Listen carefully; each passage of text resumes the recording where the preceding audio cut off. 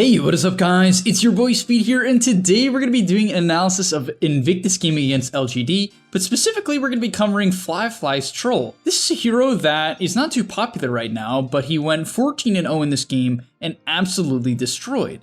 And another reason why I want to cover Troll is I think in a month from now, there should be a patch coming, and Troll is most likely going to get buffed in my opinion. This is a very unpopular carry, so if you can kind of like start to get down this hero, start to understand it, practice it, and it gets buffed in a month from now, you're going to have a real advantage on everyone else who's trying to catch up to the mechanics and understanding of Troll. And now let's get into the video. By the way guys, if you want to become absolutely broken, well, what you need to do is sign up to the gameleap website down below right now. The reason why you should do that is because every single day we post a new video there. Content that you simply just will never get on YouTube, we post every single day to the website. It's really top tier stuff. I'm very proud of what I make over there. We also have other creators, many of my great friends who are top tier Dota players, creating guides about different heroes, different roles, different items, skill builds, talent builds, everything you need to know to get to the next rank. So if you feel a little bit lost, you're a little bit stuck, click the link down below. I'll see you guys there. And now let's get into the video.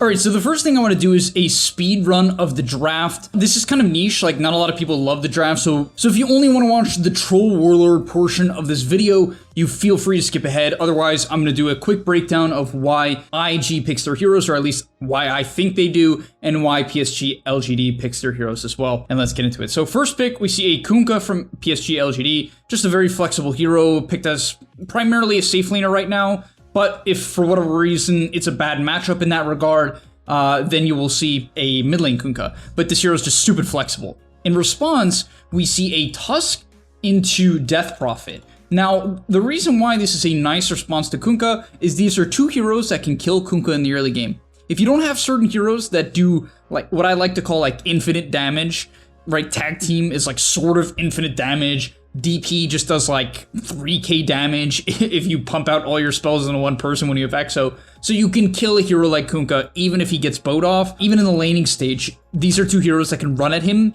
So I think this is IG reading. This is most likely a Kunkka safe lane, it usually is, and we're gonna pick a hero combo that just destroys it. It's also just a good pairing. I think these heroes together are fantastic. The laning stage is absolutely insane. DP can also be a mid laner, so it's flexible, and we see a cool response in the Brood. It's a hard counter to DP and Tusk. Both heroes just don't do too much to Brood. I actually will say that Tusk is not bad against Brood. The reason why I think that is like, Brood's just a very fast hero. Yes, Shards isn't necessarily good against Brood, but Snowball is really good against Brood. I would say Tag Team early game lets you kill Brood, who's usually really tanky early on, and it just lets you burst them. So I don't mind Tusk against Brood. It's not good individually, but I think like it enables you to kill the Brood. It's not that bad. After that, we see a Pango from Invictus Gaming. This is a clear response to the Broodmother. It's also just AoE teamfight, which these heroes don't have. So this is a very well-rounded pick from IG. Wouldn't say it's anything crazy. We see a Bane Mirana come out from PSG LGD. I do like this. The reason why I like it is it gives you a response to the Pango ult. I think Grip is fantastic against DP. It's not good against Tusk though, because it can be snowballed. So can the Mirana combo. So the Tusk save, definitely very valuable against hardcore chain stun in LGD's lineup. So this Tusk pick definitely, becoming pretty good. I will say Mirana is generally good against Tusk overall though. You can get away from Tag Team and you can line up Arrow and Snowball a lot of the time. And, these are heroes that can also just live against Pango's ulti, so I'm a big fan. On top of that, I think Bane is really good against DP. Enfeeble is, like, wildly underrated as a spell. I'm gonna quickly cover it, just because, like, I don't think people know what Enfeeble does, and it's just a stupid spell. 30% cast speed reduction, meaning the time it takes to cast your spells, 30% longer, okay? HP regen reduction, 50%, up to 60% essentially. Your HP, heal, and regen. Guys, DP can't even heal. The siphons don't do anything. Not literally nothing, but practically nothing. And then attack reduction by 60%, which is also a stupid number. Yes, it's dispellable, but like, this spell is insane. And yes, it doesn't come online till later on, but I like I like this hero against DP quite a bit. However, I will say that DP is actually pretty decent against Bane and lane. Just because you have a ranged hero. Like, I wouldn't say Bane is good against DP Tusk at all. This is mostly just for the game. They just clearly wanted to play Bane Mirana. We see a very weird Troll pick. Usually I would look at this and I'm like, I don't like Troll. I feel like it has a hard time bursting Kunkka. I feel like it kind of kites Brood. I mean, like, Brood kind of kites him a lot of the time. and Bane Mirana, like, Mirana can leap away from Troll and kites him. Her ulti can, like, hard counter Troll in general, like, if he isn't lucky. And then, like, Grip kind of just destroys Troll. So this was, like, a very weird Troll pick to me, which gives me some confidence in this hero, because, like, from first glance, I look at this and I'm like, it's a shit Troll game. And then finally we see a last pick win, another horrible matchup for Troll. So they must be seeing something that I don't. I think the biggest thing here is that it lanes well against Brood, and I think they knew it was going to be offlane Brood. I don't think Nothing to Say plays Brood, if I'm not mistaken. So yes, in that regard, Troll is absolutely bonkers against the likes of Brood. It just owns him early on into the lane. If Brood pops Insatiable Hunger and tries to heal, you just miss chance, and the lane is really bad. And now let's get into the Troll gameplay. All right, and let's hop into it. So the big thing here is, well, number one, I love this play. I think Troll Tusk are some of the best rune invaders in Dota. Troll just having this range slow, it's also a really high movement speed slow at 40%. Is just such a good hero for running up these high grounds and taking early game fights. And it's just so easy to catch someone if you bump into them, and Tusk, you know, provides the damage. So I like that movement from IG. I think it makes a lot of sense. And what you'll see as well is because of Troll's prowess at the runes, it's definitely a hero I recommend showing up to runes at. On top of that, if you can convince your team to essentially fight the dangerous rune. If you don't know which rune is the dangerous rune, it's the rune that's furthest away from your offlane. And the reason for that is it's not close to your other bounty runes. So the most common thing to do is just basically take this rune and call it, you know, call it even. That's what a far majority of games are. But when you're playing heroes like Troll and you have something like Tusk on your team, these really good level 1 heroes, it's definitely a good idea to put the pressure, and you can often get first blood, as we see there. Now, in terms of the items and laning stage, we actually see that it's a Death Prophet position 5, which I actually really like with Troll, because the biggest disadvantage of Prophet as a position 5, well, Death Prophet, not Nature's Prophet, is the fact that she doesn't provide any slow or stun in the lane, so Troll can amp up her very high damage in the Spirit Siphon, so I'm definitely a huge fan of this laning stage and lane combo. Alright, so the first major play I want to cover in this game is not actually the laning stage. While I do think that is useful, I have tons of videos on this subject. If you're interested in that, you can just look it up on the gameleap website. You could go sub over there, or you could just look it up on YouTube. I honestly think I have it on both. But the biggest play here is understanding Troll's biggest weakness. What is Troll's biggest weakness? This hero is relatively gankable. Now, that might seem weird, right? Because this hero is actually a very, very good laner. Right? It can be ranged, it can be melee, right? If you get auto-attacked, you turn into melee, you don't take a lot of damage. If you want to harass, you could be ranged. So you would think to yourself, oh, so he's hard to gank as well. But you'll see at the 744 minute mark, Fly TP's top. And the reason for this is because Troll Warlord has two major problems. Number one, he doesn't have a proper disengage spell. Yes, you can say his mischance and slow ability are disengaged, but they're not proper disengaged. They're not going to save you from something like a Wind Ranger. And on top of that, you don't have any sort of illusions, and your wave clear is subpar. So essentially, if you think about it, if you go bottom, or if he was to play bottom this game, what's very likely to happen? Well, what's very likely to happen is if IG doesn't create any space for him, and they don't get the enemy team to show, which is very difficult to do, then he's going to get ganked by Wind Ranger, almost inevitably, right? Because Troll has to play the creep waves for a long period of time, right? It naturally takes him a long time to kill the creeps, and so he has to show on the waves for a longer period of time. And on top of that, he can't get out if he gets gone on, right? He can try to turn with his ulti, but in the early game, his ulti is stupid kiteable. If you didn't know that, now you know. If you're against a Troll, try to kill him early on into the game if you have like any sort of magical damage. And now, usually you have to be very careful about this TB top in your pubs, and there's a couple reasons for that. When you TB top like this in your pubs, what often happens is you're going to actually grief your offlaner's game. You're going to show up to a lane and then basically have to farm the same lane as your offlaner, so you should only make this TP if you have to in a game like this. And you also might be thinking to yourself, oh, but I thought he's good against Brood. Not really. He's good against Brood in the lane, but once the lane kind of progresses and Brood can put a 40% mischance on you, your axes don't kill the spiders, and as a result, it's just a bad lane. Like, you're gonna get driven out of the lane. It's inevitable. And so he has to kind of avoid that. Basically, their only option this game is to put the Pango against the Brood, which you'll see. Pango didn't even max Swashbuckle, so that's gonna be a little bit rough. Brood might try to kill him. Either way, you get the point. He just can't be there It's not a good matchup against Brood in the mid game, so that's a little bit of knowledge for you guys. You have to be able to kill the spiders. Like, even a hero like Magnus, on paper, seems good against Brood. It's not because of the mischance. Like, people don't realize the mischance is a big part. So most of these right-click heroes that previously could defend themselves against spiders generally just can't anymore. Now, moving on ahead, we see a very weird skill build. Honestly, I can't tell you why he puts 3 points into the axes and not 4. It likely has something to do with nuking the range creep. But for the most part, what I want you guys to see is his items. I generally recommend, if you play Troll, to play him this way as well.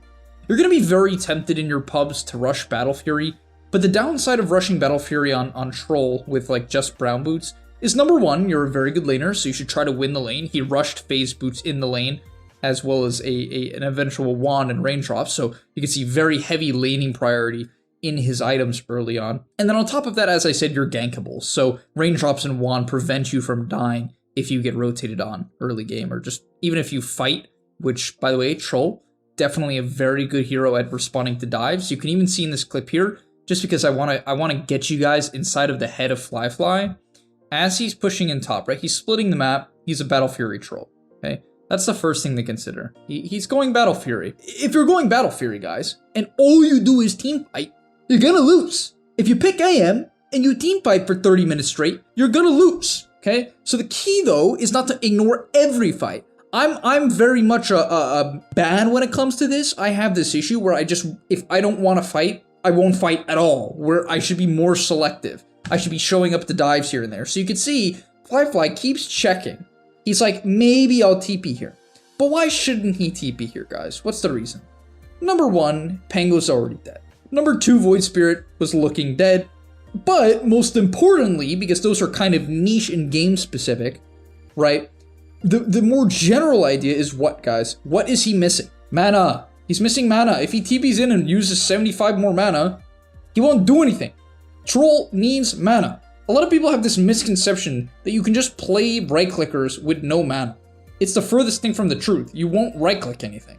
And instead, because of his very good discipline, he's able to get a 12-minute Battle Fury with Phase Boots wand, which is freaking insane. Just the fact that Kunkka's 1,000 gold above him is honestly disturbing. This Kunkka hero is freaking ridiculous. This is a first pick.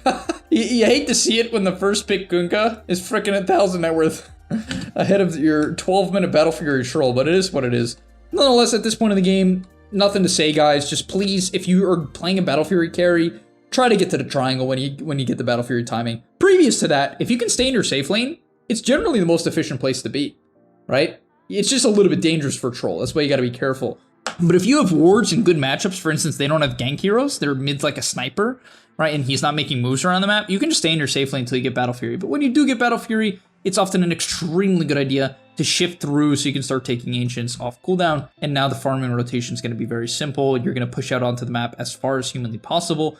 You're going to clear all of the camps and all the waves as soon as you can. And then you're going to make your way back to the Ancients as the minute comes to an end. What I mean by the minute is it's currently 14:42 on the clock. Creep camps respawn in 18 seconds. And so if he can kill off this camp and this camp in 18 seconds, he'll be able to farm them again and then push out onto the map. And that's exactly what we see. So a really beautiful farming pattern here coming out from, oh my, that's actually insane. What the? What? This Brood hero, man. I mean, it makes sense. This isn't that crazy, but it's like disturbing to see it happening because it's like, it's just gross. The spiders are blocking the camps. Thank God he had the awareness to kill one of them. But they just lose 100 gold because of one spider. That's so dumb. My God, in your pub, this Brood hero is so stupid. If you, I don't even want to say it, but if you want to cheese MMR, if you're going to get like even decent at Brood, don't do it though. Don't do it. You're not going to get better. You're just going to get good at Brood. You're going to be shit at Dota though. Either way, I really like his discipline this game. The reality of Troll, the reason why no one picks him, honestly, is he's very susceptible to dying early game, like I said, and then he doesn't provide much to fights. If you think this hero is good at fighting early game, you're on some drug. He's just kind of not. Like, look, I mean, he's like wildly farmed, right? Like, look at his net worth. He's wildly farmed. You might be like, oh, but he has a Battle Fury. If he went Diffusal, he could kill this guy. I mean, yeah, to be fair, yeah. You could go, like, maybe some Diffusal build, but then you don't hit any, you can't hit any creeps. And you're, like, if you lose one fight, you're done. And you probably should have just picked a different carry hero if you planned on fighting 24/7. Either way, the point is, at least he gets off a good bait there. It ends up being a generally good movement. Just notice how he's like very hesitant to take these fights. The only way you want to go in is if you have an initiator. You have to play troll with teammates, right? You have to. Next up, let's talk about ulti usage. I'm going to show you one example where he uses it offensively, and then one where he uses it somewhat defensively later on into the video.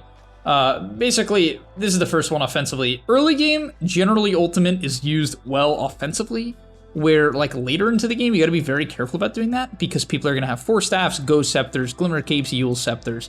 So if you use it too early into a fight late game and it gets kited, it's GG. Early game though, people don't really have these items. They're also squishier in general. So I like his ulti on the Faith Beyond here. You have to keep in mind a couple things. Number one, it gives you 30% movement speed and 170 attack speed. So it's obviously pretty good at chasing people down. The only major downside of Troll ulti, which is why I think it kind of needs to get reworked a little bit, is you obviously cannot attack move. You can't move in between hits, which is why it's such a kiteable ability in a lot of games. Either way, this is a good opportunity for him to ult. The main situation in which Troll is good at fighting early game is isolated targets. He's kind of like a burst damage hero. You should look at Troll as sort of like a Sven in the early game. And we see him lock down Faith Beyond, gets a couple of decent roots, 2 to be exact, and kills the Brood, which was freaking massive because his net worth skyrocketed after that. All right, next up I really like the approach of Fly's Troll this game. He obviously goes a very standard build, well, for the most part, but he also got Roche. The biggest thing here to consider is the Sange, though, after BKB and Battle Fury.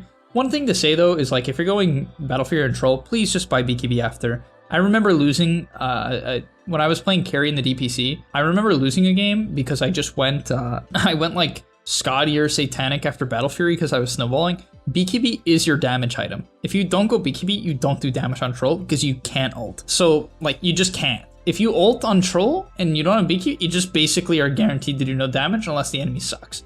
So, yeah, just don't do that. But I like his build this game. I really like the Sange. They have a ton of stuns and kite, in particular, BKB, piercing, disable in the Fiend's grip. So I really like the Sange build. And on top of that, he has heroes that he wants to enable.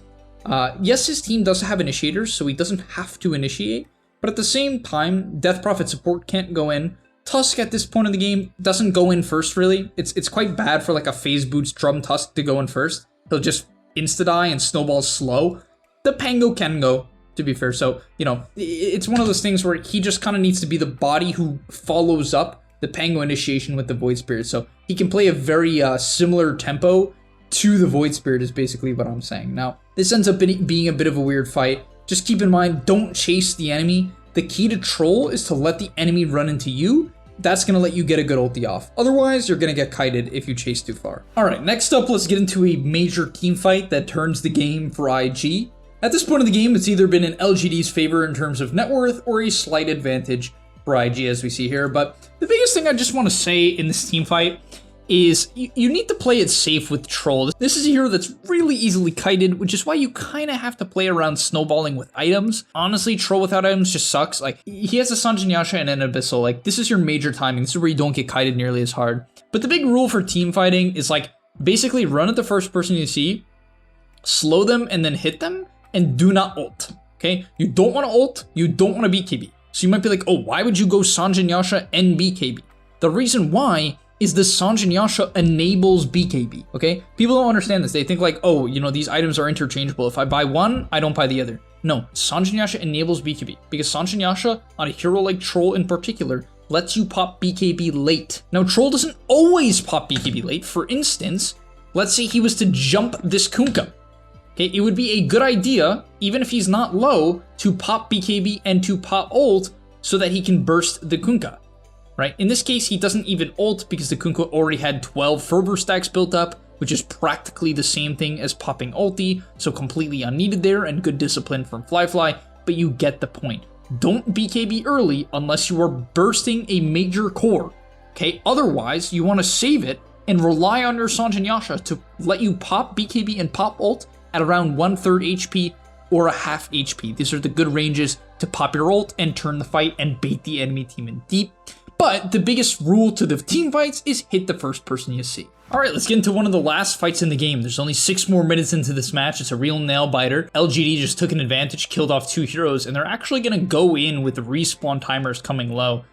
They take a big risk here, but it ends up paying off. Essentially what you can see from Fly here, which is what he does so well, is he goes on the first person he sees, doesn't overcommit his Abyssal, right? Has a lot of discipline, doesn't BKB too early, doesn't Abyssal, and he knows he can rely on his teammates, right? Tusk is going to take the Bane out of the fight, right? So the Grip is out of the fight, the Nightmare is less likely to go off.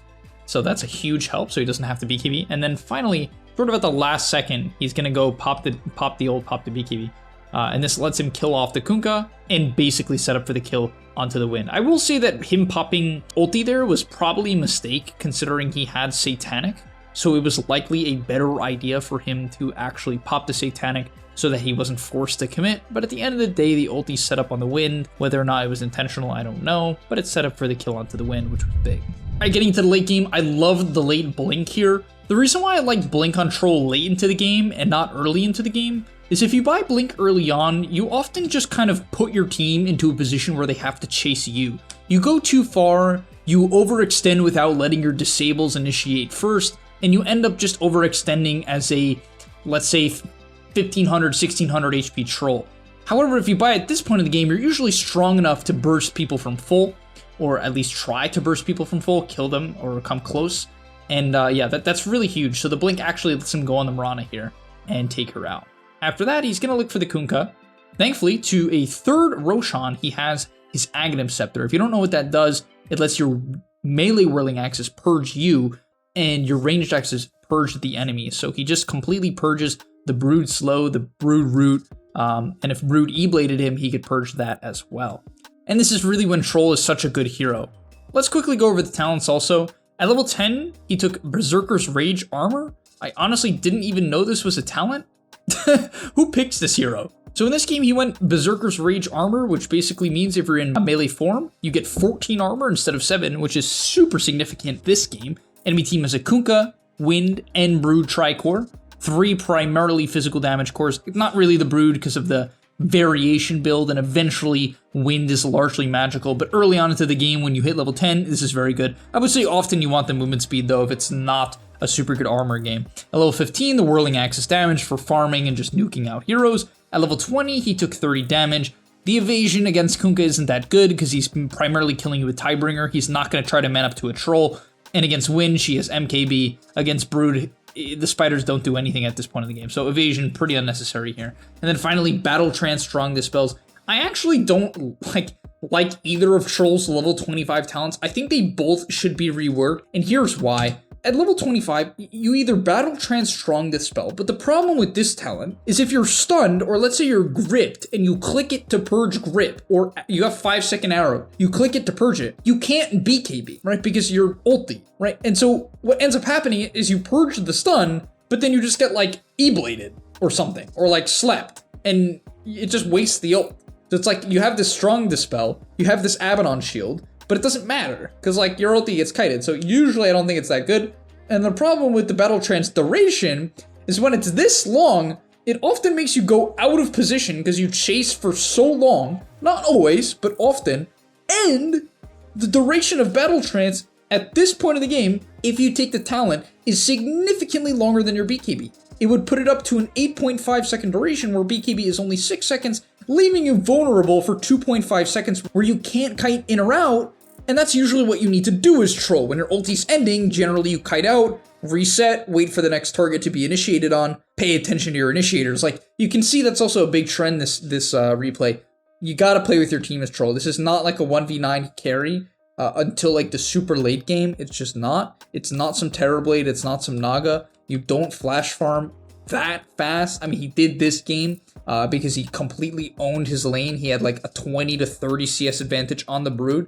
So I'd respect the pick in that regard. It definitely dismantled this Brood. It did its job there. He snowballed the game, went 14-0, provided a great frontliner for his team, didn't overextend with the ult. Basically no mistakes from Fly, at least major mistakes that I noticed from him in this game. And I hope you guys can try to do the same in your pubs. Nonetheless, thanks for watching. I'll see you in the next one, and I'm out.